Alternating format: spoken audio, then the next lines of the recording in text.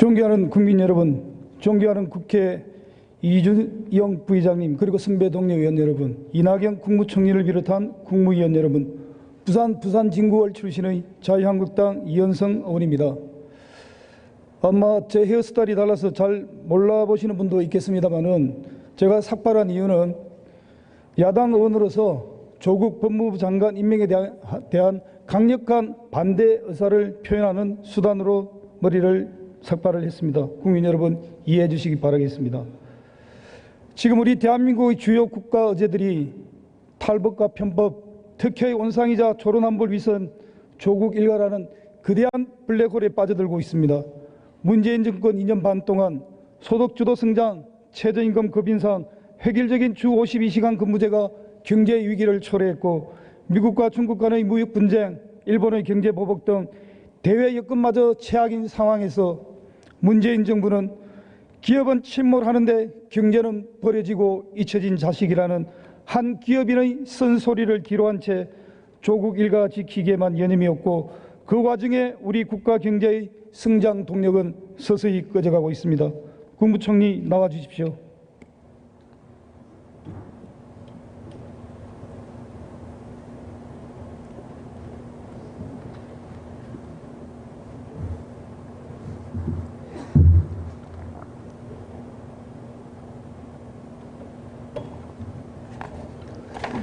지난 대정부 질문에서 조국 자택 압수수색과 관련해서 과잉 금지 원칙 위반 소지가 충분히 있다라고 답변을 하셨습니다.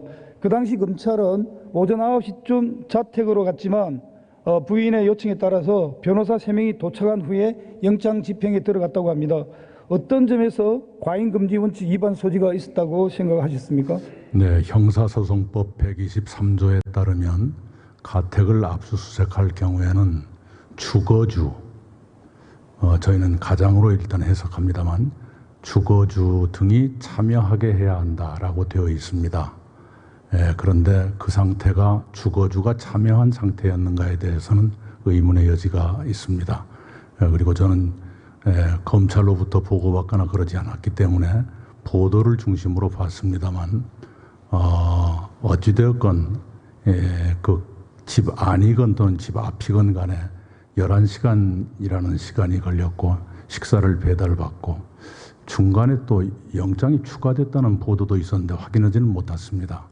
그런 것들은 과잉된 것이 아닌가라고 생각을 합니다. 그럼 총리님, 법무부 장관이 자기 집을 압수수색 중인 담당 검사하고 통화한 것은 적절하다고 생각하십니까? 내가 이미 답변을 드렸습니다. 많은 다시 답변 드리겠습니다. 주거주, 가택 압수수색에는 주거주가 참여해야 한다고 되어 있지만 그 주거주, 가장이 공교롭게도 장관이었기 때문에 오해의 소지가 있을 수 있고 그 점에서 아쉽다라고 생각합니다. 그럼 총리님, 조국 민정수석 시절에 소위 적폐 수사를 받던 전 기무사령관, 현직 검사가 스스로 목숨을 끊는 불행한 사건이 발생을 했습니다. 네. 그 당시에도 변호인 입회도 없이 고인의 아들 방까지 사사시 뒤졌고 또 자녀가 있는 채로 집을 압수수색 당했습니다. 그동안 이들에 대한 언급은 없다가 어떻게 조국 자택 압수수색에 대해서만 과잉 금지 원칙이 적용되는 것입니까? 그것을 아무도 저한테 물어주시지 않았습니다. 지금 이 의원님께서 물어주시는데요. 지나간 일이라도 잘못은 잘못이죠. 예. 과거에 잘못했으니까 계속 잘못해도 좋다. 이것은 아니리라 생각합니다. 예, 좋습니다. 조국 수석 자택 압수수색 후에 대통령께서 유엔에서 돌아오셨는데 인권을 존중하는 절제된 검찰권 행사가 중요하다는 논지로 특별 발표를 하셨는데요. 이 나라의 법 질서와 인권은 권력 유무에 따라 달리 존재해서는 안 된다고 저는 생각을 합니다. 총리님, 조국 사모펀드와 관련해서 시간이 지날수록 조국이 해명한 내용이 거짓말로 드러나고 의혹이 지금 더욱 증폭되고 있습니다. 청문회 기간 중에서 해외 도피했던 오촌 조카 조모 씨는 코링크 재무에 관련이 없다고 했지만 자본시장법 위반, 횡령, 배임, 증거인멸 교사 혐의 등으로 구속 중이고 블라인드 펀드라서 어디에 투자하는지 모른다고 했지만 급조된 운용 보고서 외에도 4건이 더 있는 것으로 밝혀졌고 또 부인 정씨 남매가 코링크와 관련된 기업 설명에 참석한 사실들이 속속 드러나고 있습니다. 조국의 거짓말에 세상 모든 관심이 집중되면서 국론은 심각하게 분열이 되고 있고 올해 경제 성장률이 2% 턱걸이도 힘들다고 합니다. 내년은 더 힘들다는 암울한 전망이 이어지고 있는데 헌법 제87조에 국무총리는 국무위원의 해임을 대통령에게 건의할 수 있도록 되어 있죠. 네.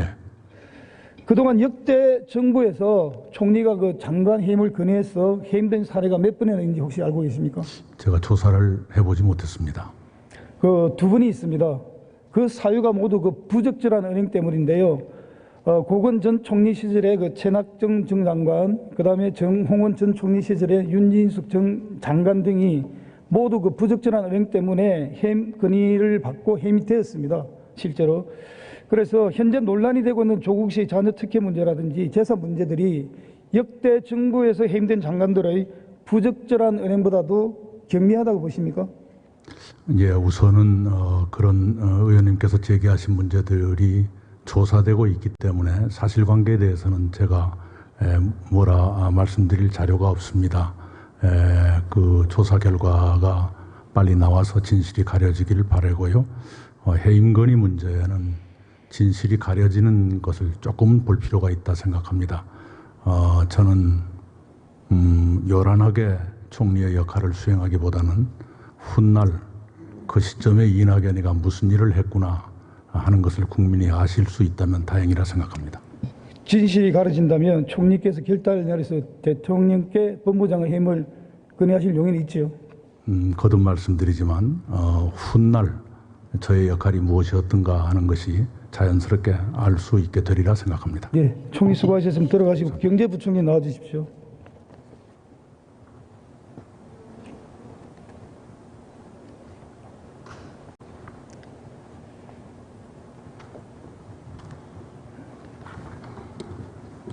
네, 부총리 작년 기준 국민 부담률이 얼마였죠? 20% 조금 넘는 걸로 알고 있습니다.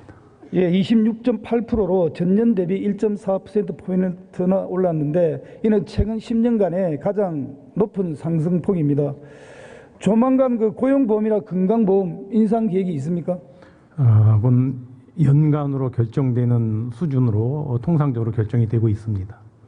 문재인 정부 이후에 보장성을 강화해서 가처분 소득을 늘리겠다는 취지는 좋지만은 보장성 정책이 늘어나면서 고용보험은 6년 만에 처음으로 오르고 건강보험도 2011년 이후에 최대 상승폭으로 인상되고 있습니다. 그런데 오히려 국민 부담이 더욱 증가하고 있는 것으로 보이는데 앞으로 문재인 정부 5년간 4대 보험 인상률이 약 15.7%에 이를 것으로 추산되고 있는데 국민들의 실질 소득은 사실상 더욱 줄어들 수밖에 없지요. 결국 공짜 복지를 약속하고 국민 호주머니를 트는 격인데 부총리 4대 보험료 인상이 고용에 어떤 영향을 끼치고 있다고 보십니까? 의원님 아까 말씀드린 대로 사회 안전망을 강화하는 수요도 굉장히 많고요. 그 같은 선진국 수준의 사회 안전망 보강을 위해서는 부득불 건보라든가 또는 고용보험의 관련 요율을 또 부분적으로 인상하는 것도 불가피한 것이 현실입니다. 그래서 그러한 범위 내에서 요율 인상을 검토하고 있다는 말씀을 드립니다. 아니 그래서 정확하게 보험료 인상하고 그럼 고용이 늘어납니까 줄어듭니까? 변화가 없습니까? 다시 한번 말씀드립니다. 4대 보험료가 인상이 되면은 고용이 늘어납니까 줄어듭니까? 변화가 없습니까? 일단 고용보험 같은 경우 보험료율을 높이는 거는 저희가 고용보험을 통해서 고용 안전망을 강화하는 측면이기 때문에 결과적으로는 저는 고용 증대에 기여하리라고 생각합니다. 근데 실제 숫자를 보면은 노동비용 증가로 인해 가지고 고용 능력이 있는 자영업자 숫자가 줄어들고 있습니다. 작년 2분기에 164만 7천 명이었는데 올 2분기에는 156만 2천 명으로 자영업자 숫자가 줄어들고 있습니다. 결국 4대 보험료 인상으로 인해서 근로자 입장에서 보면은 실질 임금과 일자리가 줄어들고 있고 기업주 측면에서는 비용 증가로 인해서 경쟁력이 약해질 수밖에 없습니다. 이제라도 4대 보험료 인상으로 인한 국민 부담과 앞으로의 문제점을 솔직히 알려야 한다고 저는 생각합니다. 소득주도 성장 정책이 오히려 을과 을의 대결을 양상하고 미래 세대에게 부담만 지운다는 지적이 있습니다. 이제라도 소득주도 성장 정책을 전면 수정해야 한다고 봅니다. 들어가시고 금융위원장 나와주십시오.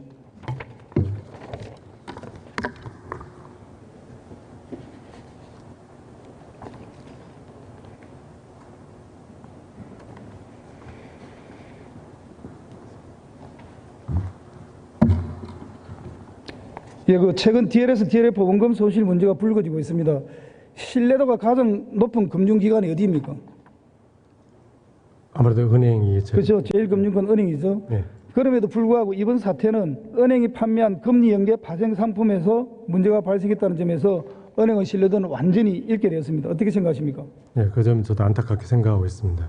예, 현재 그 금감원에서 관련 상품들에 대한 그 검사를 하고 있는 것으로 알고 있는데 진행이 어떻게 되고 있고 언제 끝날 계획입니까? 아마 금감원에서 일단은 지금까지 검사를 했고 제가 알기로는 내일 중간 결과를 발표하는 걸로 알고 있습니다. 내용을 지금 미리 조금 말씀해 줄 수 있습니까? 제가 뭐 내일 발표하는 거를 말씀드린 거지만 제가 잠깐 이렇게 봤는데 그 이제 처음에 설계, 판매, 그다음에 운용 그 세 단계에서 금융회사들이 리스크 관리 소홀, 내부 통제 미흡, 불안전 판매 문제점이 좀 있다. 라는까지만 제가 알고 아마 자세한 내용은 금감원에서 내일 예, 발표하는 그렇습니다. 예, 그 DLF 가입자 5명 중에서 한 명인 꼴로 그 만 70세 이상 고령자로서 사실 그 은퇴 후 노후 자금을 맡긴 것인데 가입 잔액도 전체 약 23%에 달하고 심지어 만 90세 이상인 분들도 있습니다. 이번 그 금리 연계 파생 금융 상품은 해외 국채 금리가 오르면은 연 3.5에서 4% 정도 이익이 나지만은 일정 수준 이하로 떨어지면 원금 손실이 난 상품 아닙니까? 겨우 4% 이자를 위해서 100% 원금 손실을 감수하려는 투자자가 얼마나 있겠습니까? 이분들이 왜 가입을 했겠습니까? 은행 상품은 믿을 수 있다. 그런 생각에서 가입한 것 아니겠습니까? 그래서 결국 이번 사태는 금방 위원장께서 말씀하신 대로 원장님께서 말씀하신 대로 은행의 불안전 판매를 의심할 수밖에 없습니다. DLF, DLS로 인해서 피해를 입은 소비자들은 눈물을 흘리면서 구제를 호소하고 있습니다. 철저히 조사해서 피해자에 대한 그 명확한 구제 대책과 함께 재발 방지 대책을 마련해야 할 것 같습니다. 그렇게 해주시겠습니까? 예, 그래서 지금 불안전 판매가 확인된 건에 대해서는 금감원 분쟁 조정을 통해서 신속한 구제가 이루어지도록 하겠고요. 지금 말씀하신 부분의 그 책임 부분은 책임대로, 그다음에 근본적인 재발 장치 대책도 종합적인 개선 방안을 마련하도록 하겠습니다. 예, 수고하셨습니다. 들어가시고 농림축산식품부 장관 안 계시니까 차관 넣어주십시오.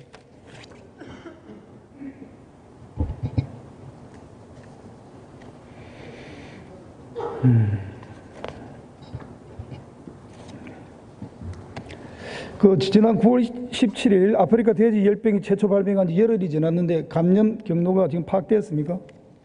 예, 여러 가지 가능성을 두고 저희들이 다방면으로 지금 파악을 하고 있는 중에 있습니다. 정확한 감염 경로가 아직 규명되지 않은 상태에서 경기도 파주, 연천, 김포, 강화도로 급속도로 그 확산되고 있는데 지금 현재 그 지난 토요일부로 돼지 일시 이동 중지 명령이 해제되었죠. 예, 그렇습니다. 너무 성급한 조치 아닙니까? 확산 방지를 위해서 어떤 대책을 가지고 있습니까? 저희들이 이번에 처음 발생이고 하기 때문에 저희 가지고 있는 매뉴얼보다도 훨씬 더 강한 대책들 이런 것들을 지금 하고 있습니다. 우선 저희가 발생이 됐을 때는 매뉴얼은 지금 500m 정도로 살처분하게 되어 있습니다만 그 범위를 훨씬 넓혀서 지금 3km까지 전체적으로 하고 있고 또 발생됐던 그 전체 우리 경기 강원 이 지역 전체를 저희가 중점 관리지구로 해서 통제 초소 설치, 집중적인 소독 활동 이런 저희가 방역상 할 수 있는 모든 조치들을 강구하고 있습니다. 지금 살처분 수도 늘어나면서 비축분이 가파르게 소진되고 있는데요. 일각에서는 중국처럼 가격이 예. 폭등할 가능성도 높다 이렇게 우려하고 있는데 현재까지 살처분 물량이 어떻게 됩니까? 지금까지 저희가 그 살처분 대상은 강화도에 있는 그 예방적 살처분 포함해서 약 9만 4천 두 정도가 됩니다. 근데 전체적으로 저희 지금 돼지 사육 두수가 약 1,100만 두 정도이기 때문에 0.8% 정도, 8, 9% 정도 수준입니다. 지금 그 연평균 국민 소비량 대비 그 비축량이 지금 얼마나 되고 있죠? 저희가 돼지는 뭐 그렇게 비축을 하진 않고 거의 바로바로 이렇게 도축되고 있기 때문에 그런데 지금 저희가 가지고 있는 물량들은 그 평균보다는 한 7% 정도 많은 그런 물량을 지금 사육하고 있는 중에 있습니다. 가격 폭등 대책은 가지고 있습니까? 예, 지금 일단 뭐 워낙 사육 두수도 많고 또 수입이 지금 한 30% 정도 있고요. 지금 육가공 업체들이 비축량도 거의 2배 정도 가지고 있기 때문에 저희들이 그런 부분들을 면밀하게 모니터링하면서 가격 변화에 대해서 대비를 하고 있습니다. 예, 그렇게 잘해 주시고요. 예. 일부 언론 보도에 따르면은 현장에서 그 살처분이 법령에 맞게 과연 제대로 이루어지고 있느냐 사후 관리가 부실하다는 지적이 있습니다. 그 동물 보호 단체에서 우리 원실에 그 제보한 바에 하면은 현재 그 아프리카 돼지 열병 그 방역 현장은 불법 생매장, 바이러스 확산의 주범, 동물들의 홀로코스트 현장이라고 합니다. 거의 모든 현장에서 용역 업체가 관리 감독을 받지 않고 살처분을 수행하면서 긴급 행동 지침을 전혀 준수하지 않았고, 특히 가스 농도와 양을 제대로 맞추지 않아서 살처분 시간을 오래 지연시켜서, 화면에도 지금 나오고 있습니다만은 돼지들이 산채로 집게차로 옮겨지고 땅속에 매장되면서 상해를 입고 비명을 지르는 모습이 계속 목격되었다고 하면서 이 장면들은 유튜브로 지금 공개되어 있는 실정입니다. 살처분 방식이 바이러스 확산 방지와도 밀접한 관련이 있는데도 불구하고 이를 무시하고 형식적인 방역에 그치고 있어서 더욱 급속도로 질병이 퍼질 것으로 염려되는데, 차관께서는 이 지적에 대해서 어떻게 생각하십니까? 예, 의원님, 뭐 저희들도 그런 부분을 유념해서 지금 그 살처분 참여 인력에 대해서는 사전 나름대로 저희가 사전 교육, 또 방역 후에는 그 가축 방역관, 그 살처분 작업 후에는 가축 방역관 관리하에 정말 철저하게 그분들에 대한 그 소독 조치, 이런 조치를 하고 있습니다. 또 참여했던 분들에 대해서는 인적 사항들을 저희가 전체적으로 작성해서 관할 시군에서 최소한 10일 이상은 그 다른 축산농장을 출입을 못하게 하는 그런 조치들, 그래서 아까 나왔던 그런 부분들을 저희들이 굉장히 유념해서 이것 추가 어떤 바이러스 확산의 원인이 되지 않도록 조치들을 강구를 하고 있습니다. 예, 그 동물보호단체에서는 예. 질소가스나 전기 충격 등의 방법이 더욱 신속하게 방역을 할 수 있고 예. 바이러스 확산 저지 효과도 더 뛰어나다고 하는데, 이러한 대안에 대해서 검토해 본 적 있습니까? 예, 저희들이 그런 부분까지 포함해서 저희가 매뉴얼 이런 쪽을 작성을 했습니다. 그 제대로 잘 지켜주길 바라겠고요. 예. 과거 공무원들이 살처분에 그 동원된 후에 트라우마로 자살하는 문제가 불거진 이후에는 관리 감독 없이 용역 업체에만 지금 일임하고 있는데, 엄격한 방역을 담보하기 어렵다고 보이는데, 이에 대한 그 대책은 어떻게 마련하고 있습니까? 저희들 말씀드렸습니다만 이 살처분 관리 인력에 대해서는 하여튼 사전 사후 교육, 또 그 사후 관리 체계, 이런 부분들을 체계적으로 관리해서 이런 부분들 가지고 어떤 문제가 안 생기도록 저희들이 철저한 관리를 해 나가도록 하겠습니다. 잘 알겠습니다. 차관께서는 신속하고 전문적인 방역 시스템, 바이러스 방제 효과적인 대책을 조속히 마련하셔가지고 동물과 사람 모두가 질병으로부터 안전할 수 있도록 조치해 주시기를 당부드립니다. 들어가시고 예. 총리님 나와주십시오.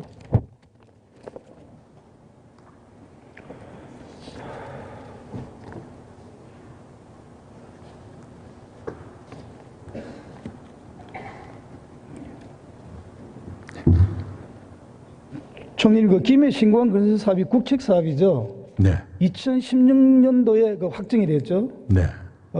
언제까지 기항하기로 되어 있습니까?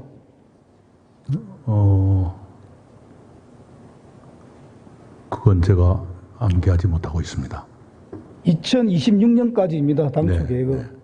근데 지금 현재 어떤 상태에서 지금 잘 진행이 되고 있습니까? 네, 지금 검증위원회 구성 단계입니다. 아시는 것처럼 그동안에 국토부가 내놨던 안에 대해서 부울경 현지에서 문제 제기가 있어서 그 쟁점이 몇 개가 드러나게 됐습니다. 그에 대한 과학적인 검증이 필요하게 됐습니다. 그런 검증을 할 기구를 구성하는 단계에 있습니다. 잘 아시다시피 5개 광역지자체 당이 서로 합의를 했습니다.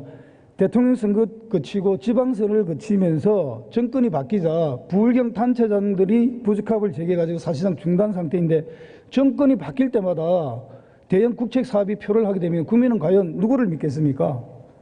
네, 당초 계획대로라면은 지금 기본 및 실시 설계를 들어가야 되는데, 아직 기본 계획도 확정도 못 짓고 전략 환경 영향 평가도 끝마치지 못했습니다. 당초 2017년까지 끝내야 되는데 작년하고 올해 58억, 80억 예산을 확보를 했는데 여비 5천만 원밖에 쓰질 않았습니다. 결국 이 말은 3년 동안에 진도가 나아가지 않았다는 겁니다. 이 상태에서 과연 2026년까지 기항할 수 있을지 어떻게 생각하십니까? 이제 그 정권이 바뀌었다 해서 다시 표류한다는 건 아닙니다만 바람직한 일은 아니라고 생각합니다. 그러나 현지에서 수용하지 못하겠다 하면서 문제를 제기하는 상태라면 일이 진척되기 어려워서요.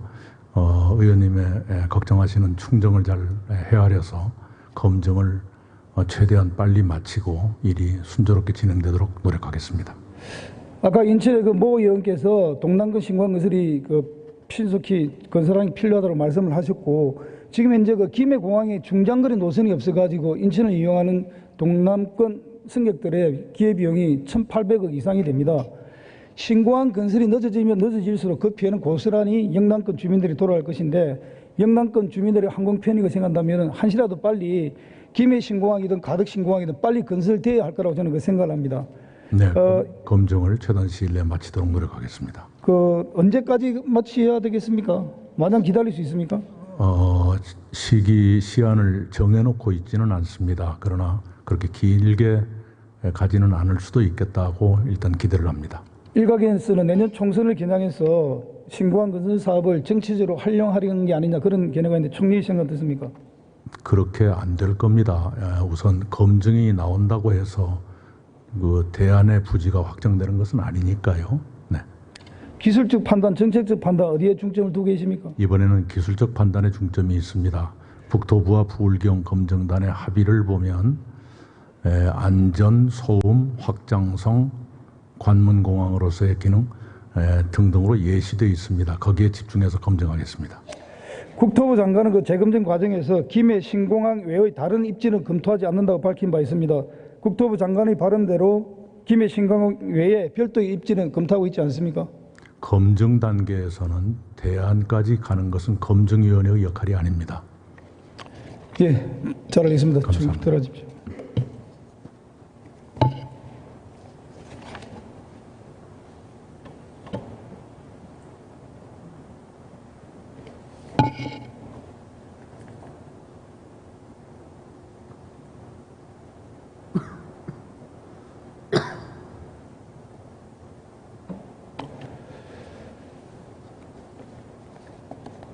문재인 정권에게 구합니다.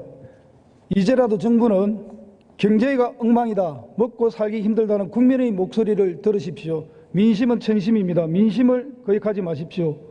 문재인 정부는 독선과 아집을 버리고 대한민국 국가 모든 이슈의 블랙홀이 되고 있는 조 먹고 사는 것이 민생이고 민생이 곧 경제입니다. 민생 충분히 정치해 주시기 바랍니다.